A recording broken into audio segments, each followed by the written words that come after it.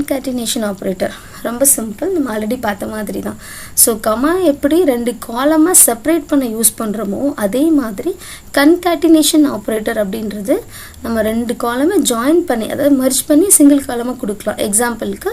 இப்போ இது எப்படி நம்ம டிஃபைன் பண்ணுவோம்னா டபுள் பைப் சிம்பிள் யூஸ் பண்ணி டிஃபைன் பண்ணுவோம் so it is called double pipe simple மெயினாக இது எதுக்கு யூஸ் பண்ணோம்னா டூ காலமாக ஜாயின் பண்ணி ஒன் சிங்கிள் காலமாக கொடுக்கறதுக்கு இதோட சின்டாக்ஸ் பாருங்கள் இப்போ செலக்ட் ஃபர்ஸ்ட் நேம்னு ஒரு காலம் இருக்குது